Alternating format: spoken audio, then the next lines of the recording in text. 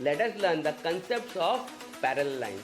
And you know student, two parallel lines never meet each other. दो parallel line कभी एक दूसरे को नहीं मिलते. और ये पैरेलल लाइन होता कैसा है? फॉर एग्जाम्पल रेलवे ट्रैक आपने देखा है, वो कभी एक दूसरे को नहीं मिलता है. इवन आप जिस नोटबुक में अभी सम कर रहे हो, वो नोटबुक के लाइंस जो है वो पैरेलल है, वो भी आपस में कभी एक दूसरे को नहीं मिलेंगे. बट आपने डायलॉग तो सुना होगा ना, नथिंग इज इम्पॉसिबल. सो जब कोई बोलता है कि इन दोनों को कोई नहीं मिला सकता है, तो एक मसीहा पैदा होता है, और उस मसीहा का नाम है ट्रांसवर्सल. ट्रांसवर्सल बोलता है इन दो पैरेलल लाइंस को मैं मिलाऊंगा. और यहाँ से स्टार्ट होती है ट्रांसवर्सल की कहानी. और आप सभी को पता है, ये जो ट्रांसवर्सल है 8th स्टैंडर्ड हो, 9th स्टैंडर्ड हो या फिर 10th स्टैंडर्ड हो, ये आपका पीछा नहीं छोड़ने वाला. तो सीखते सारे facts of parallel lines and transversal. सबसे पहले सीखेंगे हम लोग वर्टिकली ऑपोजिट एंगल, और वो डिनोट होता है with the symbol V. V क्यों? देखो मैंने यहाँ पे एक एंगल बनाया है जहाँ पे मैंने वी का ब्लू टिक मार्क या हाईलाइट किया है, उसके ऑपोजिट और एक वी बनाया है ना. यहाँ पे ऑपोजिट वी का मतलब क्या है? हमेशा जो ऑपोजिट वी वाले एंगल होते हैं उसे हम बोलते हैं वर्टिकली ऑपोजिट एंगल, और ये हमेशा एक दूसरे से इक्वल होते हैं. फॉर एग्जाम्पल यहाँ पे मैं बोल सकता हूँ angle A is equal to angle A, क्योंकि ये आपस में वर्टिकली ऑपोजिट एंगल है. तो देखते हैं यहाँ पे और कितने वर्टिकली ऑपोजिट एंगल है. यहाँ पे आप देखो ऊपर की तरफ और एक वी बन रहा है, और प्लस उसके ऑपोजिट साइड में नीचे की तरफ फिर से एक वी बन रहा है. यहाँ पे भी ये जो एंगल है, फॉर एग्जांपल इसे मैं नाम देता हूँ बी. सो यहाँ पे ये एंगल बी जो है, इसके ऑपोजिट वर्टिकली एंगल बी से क्या है? कॉन्ग्रुएंट है. तो यहाँ पे इसे भी हम लोग देख लेंगे. नेक्स्ट हम लोग को क्या सिर्फ दो पैरेलल लाइन और एक ट्रांसवर्सल में दो pair of vertically opposite angle मिलेंगे? नहीं स्टूडेंट, यहाँ पे टोटल 4 है. वापस एक वर्टिकली ऑपोजिट एंगल यहाँ पे मैंने देखो बनाया सी, और उसके ऑपोजिट में है फिर से एक एंगल सी. नाउ नेक्स्ट और एक, तो 3 पेयर हो गए. अभी फोर्थ पेयर यहाँ पे मैंने बनाया वापस एक डी, और यहाँ पे बनाया फिर से एक एंगल डी. सो आपको याद रखना स्टूडेंट कि there are 4 pairs of vertically opposite angle between 2 parallel lines, and because of one transversal that is going to connect them. Okay student, so let's move to the next thing, that is parallel lines तो है, transversal भी है, but यहाँ पे हम लोग fact सीखेंगे pairs of alternate angle. Now let us check it out. What is alternate angle? Alternate angle are always denoted by the letter Z. आपके दिमाग में अल्टरनेट एंगल का नाम आते ही Z सिंबल क्रिएट हो जाना चाहिए. क्यों? क्योंकि ये डिनोट करेगा बाय Z एंगल. लेकिन ये Z एंगल सिर्फ स्ट्रेट Z एंगल नहीं, ये फ्लिप वाला मीन्स उल्टा Z एंगल से भी डिनोट होता है. तो यहाँ पे पहले मैं सीधा Z बना रहा हूँ. देखो रेड कलर से मैंने हाईलाइट किया है, और यहाँ पे दो एंगल कौन से दिख रहे हैं आपको? जो दो एंगल आपको दिख रहे, फर्स्ट एंगल जो अप है और सेकंड एंगल जो डाउन है, मैं इसे डिनोट करता हूँ बाय एंगल नेम ए. तो यहाँ पे अपर एंगल जो ए है वो नीचे एंगल ए से क्या होगा? इक्वल होगा. तो आपको Z दिखाई दिया स्टूडेंट. सो यहाँ पे क्या दो पैरेलल लाइन और एक ट्रांसवर्सल के बीच में क्या सिर्फ एक पेयर ऑफ अल्टरनेट एंगल है? नहीं स्टूडेंट, यहाँ पे और एक पेयर है. मैंने जैसे कि बताया था, आप अगर Z को फ्लिप करो मीन्स यहाँ पे Z आपको उल्टा दिखाई दे रहा है. सो यहाँ पे मैं डिनोट करूँगा बाय लेटर B, लेकिन वो Z ही है स्टूडेंट, लेकिन ये उल्टा है. तो यहाँ पे मैं बोल सकता हूँ angle B is equal to angle B. So you have to always remember between 2 parallel line and a transversal connect to them, there are 2 pairs of alternate angle and they are congruent with each other.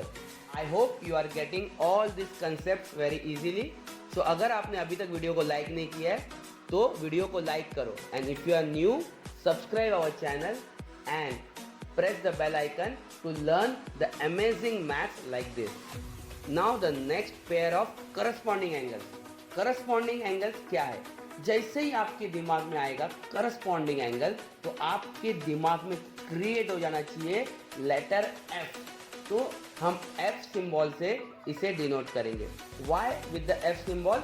देखते हैं यहाँ पे हमारे diagram के through. तो यहाँ पे दो parallel line and the connecting transversal create हो चुका है और पहले मैं बनाऊंगा F। तो यहाँ पे आपको F दिखाई दे रहा है जो रेड कलर से मैंने हाईलाइट किया है। तो यहाँ पे एक के नीचे एक एंगल स्टूडेंट, यस एक के नीचे एक एंगल कौन सा है? तो देखो मैंने यहाँ पे एंगल का मार्क किया है। तो मैं यहाँ पे बोल सकता हूँ कि ये एंगल A जो है वो डाउन एंगल A से, means upper angle A down angle A से क्या होगा? कॉन्ग्रुएंट। यस स्टूडेंट, याद रखना है कि पेयर्स ऑफ करस्पॉन्डिंग एंगल भी एक दूसरे से क्या होगा? कॉन्ग्रुएंट। लेकिन आपको सिर्फ सीधा F नहीं स्टूडेंट, उल्टा F, अगर उल्टा F भी होता, देखो यहाँ पे मैंने उल्टा F बनाया, तो यहाँ पे मैं इसे डिनोट करूंगा विथ लेटर B। तो यहाँ पे जो अपर वाला एंगल है B, वो नीचे वाले एंगल B से क्या होगा? Congruent. Okay student, now I will flip. मैं यहाँ पे F को क्या कर दूंगा? फ्लिप कर दूंगा। और फ्लिप करने के बाद भी अगर जो एंगल बनेंगे वो भी करस्पॉन्डिंग एंगल होंगे। तो आपको याद रखना है, ऑलरेडी हमने दो कंप्लीट कर लिया है pairs of corresponding angle between two parallel line and the transversal connect to them. और हमें कितने पेयर ढूंढने हैं? अभी हमें और दो पेयर ढूंढने हैं। तो हमने एक बार सीधा F देख लिया है, अब देखते हैं उल्टा F, जैसे कि फ्लिप वाला F। तो यहाँ पे F जो है, जो मैंने क्रिएट कर लिया है, यहाँ पे एक के नीचे एक एंगल कौन सा दिख रहा है स्टूडेंट? तो जो दिख रहा है उसे आप आर्क बनाओ और उसे मैं हाईलाइट करूंगा। और मैंने यहाँ पे साथ ही साथ अपर वाला F भी क्रिएट कर लिया है। लेकिन आप पहले नीचे वाले F को देखो, यहाँ पे दो एंगल मैंने बनाए, जहाँ पे मैंने बताया कि ये एंगल C जो है नीचे वाले एंगल C से क्या है? कॉन्ग्रुएंट है। नेक्स्ट हमारा जो अगला एंगल है, मीन्स ऊपर का एंगल जो है, वहाँ पे भी हम लोग देख लेंगे कि देखो आपको दिखाई दे रहा उल्टा F जो ऊपर की तरफ है। तो एक के नीचे एक एंगल, यहाँ पे जो एंगल D के नाम से इसको मैं डाल देता हूँ, एंगल D जो है will be equal to angle D। तो आपको यहाँ पे टोटल कितने पेयर्स दिख रहे? तो अगर ये D आ जाता है और नीचे वाला भी D आ जाता है, और पहले हमने A को A से इक्वल किया था, B को B से इक्वल किया था, तो यहाँ पे हो जाता है total 4 pairs of corresponding angle. Yes student, so between two parallel lines and the transversal connect to them, there are total 4 pairs of corresponding angle, and always remember these pairs are congruent with each other. Next is also very interesting, that is we are going to learn about interior angle ना। यहाँ पे ये चीज़ याद रखो, interior angle आपके दिमाग में आते ही आपके दिमाग में आना चाहिए C, लेटर C, और वो भी फ्लिप के साथ, मीन्स सीधा एंड उल्टा। बट यहाँ पे जो C होगा ना स्टूडेंट, जो एंगल क्रिएट होगा, ये कॉन्ग्रुएंट नहीं होगा। ये C को, मीन्स ये C जैसे ही ऐड होगा, मीन्स दो एंगल ऐड होगा, तो ये होगा 180 डिग्री। देखते यहाँ पे मैं पहले उल्टा वाला C बनाया हूँ, तो चेक करते यहाँ पे उल्टा C के अंदर दो एंगल कौन से दिखाई दे रहे? तो एक एंगल है नीचे की तरफ जो मैंने अभी आर्क बनाया, और एक एंगल है ऊपर की तरफ। तो ये दोनों एंगल जो है, तो मैं इसे नाम देता हूँ A, नीचे वाले को नाम देता हूँ B। और याद रखना स्टूडेंट, ये कॉन्ग्रुएंट नहीं है, ये दोनों को ऐड करने के बाद होगा 180 डिग्री। सो हम लोग इसे बोल सकते हैं angle A plus angle B is equal to 180 degree. Next हम लोग क्या करने वाले हैं? नेक्स्ट देखो यहाँ पे C जो अभी हमने देखा वो उल्टा C था, अब सीधा C को भी हाईलाइट करते। सीधा C में भी अगर आपको अपर एंगल एंड लोअर एंगल को ऐड करें तो 180 डिग्री होगा। तो मैं इसे ब्लू कलर से हाईलाइट कर रहा हूँ। यहाँ पे आपको C सिंबल दिखाई दे रहा है और ये ब्लू कलर से हाईलाइट कर दिया C। सो ऊपर का एंगल एंड नीचे का एंगल, सो एक को मैं नाम दे देता हूँ C और नेक्स्ट एंगल को नाम देता हूँ D। And if I add C and D it should be 180 degree. So I'll explain it like this. Interior angle, if I add both interior angle, so it will be 180 degree. So I can say it finally, the sum of measure of the interior angle are always 180 degree if it is lie between two parallel lines connected by the transversal. Okay student, I hope आप लोग को यहाँ तक सारे concept जो है वो बहुत ही अच्छे से समझ में आया होगा, और मुझे लगता है आप इसे अपने दोस्तों के साथ भी शेयर करोगे। सो सो आई होप आप लोगों को जो parallel line and the transversal है उसके कंसेप्ट क्लियर हो चुके होंगे। जल्दी से बढ़ जाएंगे हमारे प्रैक्टिस सेट 2.1 की तरफ, and you are watching lesson number 2 parallel line and transversal of 7th standard. ना यहाँ पे क्वेश्चन को रीड कर लेंगे। In the given figure each angle is shown by a letter, means सारे एंगल जो है वो लेटर की मदद से दिखाए गए हैं। Fill in the box with the help of the figure, हमें कुछ बॉक्स फिल करने हैं with the help of the figure. आपको मैं बता दूं यहाँ पे जो फिगर रेडी हो रहा है ये दोनों लाइन आपस में पैरेलल नहीं है, बट यहाँ पे आपको ट्रांसवर्सल दिखाई दे रहा है ना। यहाँ पे एक एक करके एंगल जो क्रिएट हो रहा है, एंगल Q हो गया, एंगल S हो गया ना, नीचे में एंगल X है, एंगल Z है, फिर से ऊपर आऊँ तो एंगल P क्रिएट हो रहा है, एंगल R क्रिएट हो रहा है ना। यहाँ पे लास्ट दो एंगल जो है एंगल W है एंड एंगल Y है। तो ये सारे मीन्स टोटल मैं बोल सकता हूँ 8 एंगल्स हमें फिगर में दिखाई दे रहे हैं। नाउ करस्पॉन्डिंग एंगल क्या होता है? करस्पॉन्डिंग एंगल आपको पता है लेटर F से डिनोट होता है। सारे क्वेश्चन को पहले देख लेंगे, उसके बाद एक एक करके चेक करेंगे कि P का करस्पॉन्डिंग एंगल क्या होगा, Q का क्या होगा। ओके, नाउ आगे बढ़ेंगे तो क्वेश्चन में हमें सेकंड पार्ट जो है इसका इंटीरियर अल्टरनेट एंगल पूछा है। अल्टरनेट एंगल आपको पता है Z लेटर से डिनोट होता है, तो S का अल्टरनेट क्या होगा और W का अल्टरनेट क्या होगा, ये सारे एक एक करके हम चेक करेंगे। आ जाते हैं corresponding angle. Corresponding angle of P जो लेटर F बनता है, आप देख सकते हो उल्टा F है, तो P का क्या होगा आंसर W।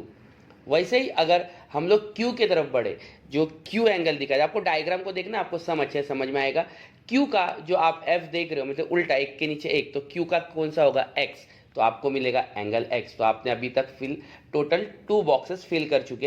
एंगल R जो है उसका एंगल Y होगा। यहाँ पे सीधा सीधा येलो कलर से F आपको दिखाई दे रहा है, मैंने हाईलाइट करके दिखा है। ओके, नाउ एंगल S जो है उसका जो F होगा फ्लिप करके F जो होगा वो S का क्या आएगा Z, एंगल Z आ जाएगा।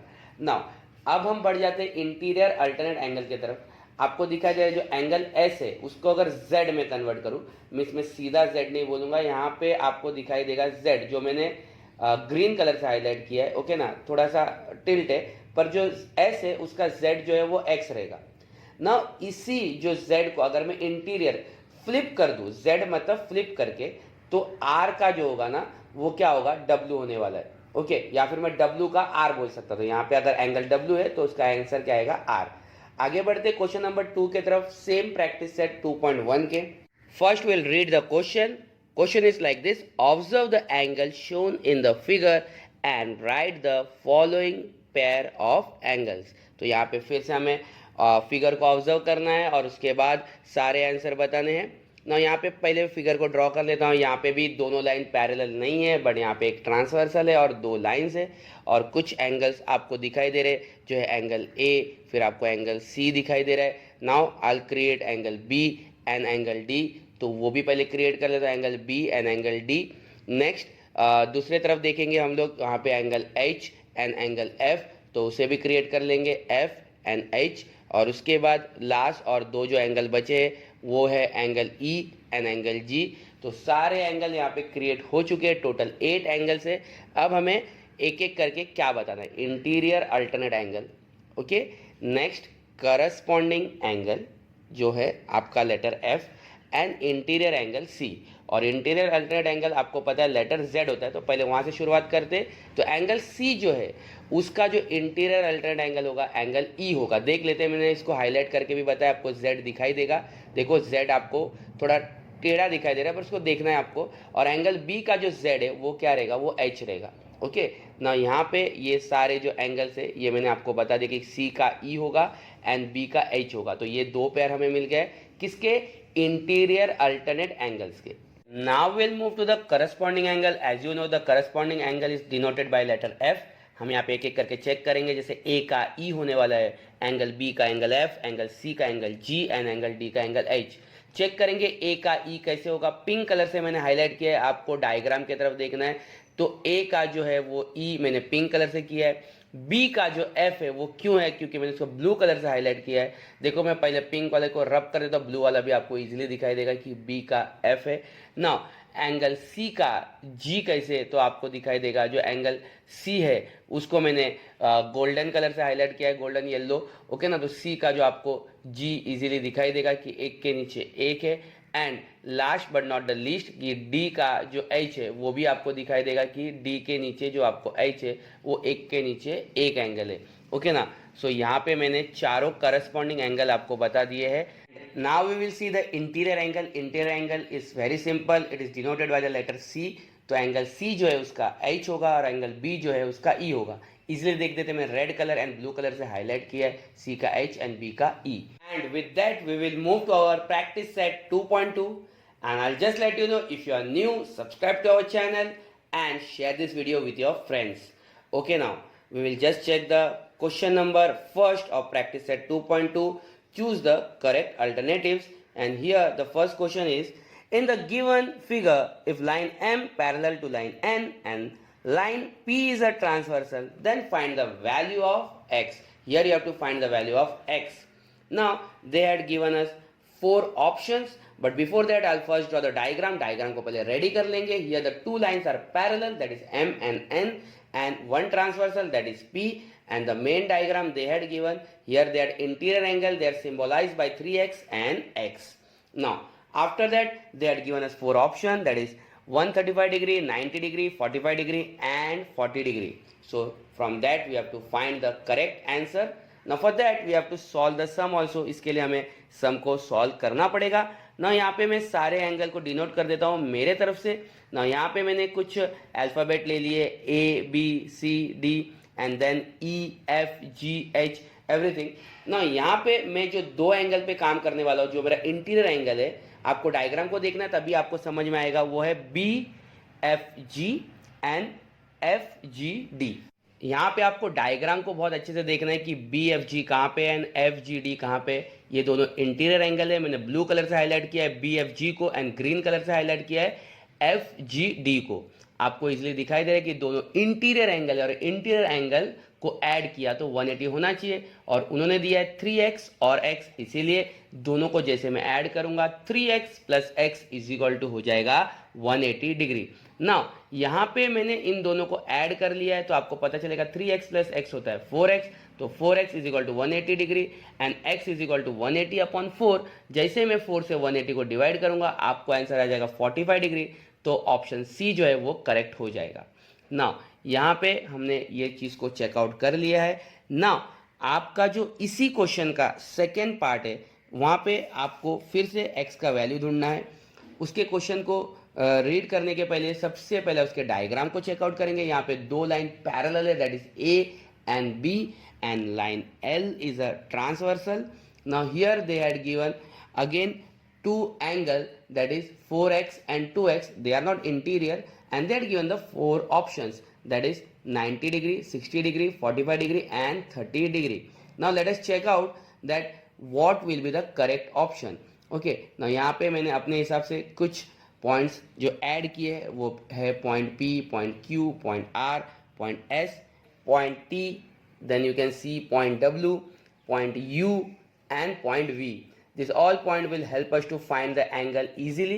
First I'll write line A is parallel to line B and line L is a transversal. A line B से parallel है और L जो है transversal है। इस हिसाब से एंगल UVS आपको डायग्राम में देखना है is equal to PUV because they are alternate angle। मैं Z सिंबल किया हूँ ब्लू कलर से, तो दोनों x मीन्स 4x डिग्री होगा। तो इस हिसाब से एंगल UVS प्लस WVS आपको डायग्राम पे देखना है। दोनों ऐड करते 180 होना चाहिए क्योंकि ये दोनों आपस में आजू बाजू में है। रीजन आपको पता है, angle in linear pair. Now यहाँ पे आपको पता है कि UVS तो 4x है और आजू बाजू में जो है दोनों, तो एक साइड आपको दिख रहा है कि 2x है, एक साइड अभी आपको मिला है 4x है, तो दोनों मिला के 180 होना चाहिए। तो 4x plus 2x is equal to 180 degree, 6x is equal to 180 divide by 6, and finally if you divide it you will get 30 degree. So with that we will move to the next sum of the same practice set. We'll first read the question. In the given figure, line P is parallel to line Q and line T and line S are the transversal. Here they are given two transversal. Find the measure of angle X and angle Y using the measure of the angle given in the figure. So you have to first check out the figure and with the help of the figure you have to find the measure of X and Y. तो figure को जल्दी से देख लेते हैं. To parallel line यहाँ पे जो है वो है P and Q, उसे हमने ड्रॉ किया है. So C two transversal line that is T and S. तो ट्रांसवर्सल लाइन भी दिखाई दे रहा है T and S. और उसके बाद कुछ एंगल जो हमें यहाँ पे चेकआउट करने हैं तो मैं पहले उसे ड्रॉ कर लेता हूँ. एंगल यहाँ पे X है, एंगल Y है, एंगल है 40 degree and angle 70 degree. Then we have to include some more angle that is angle Z, angle W, okay, and with that we'll start the answer.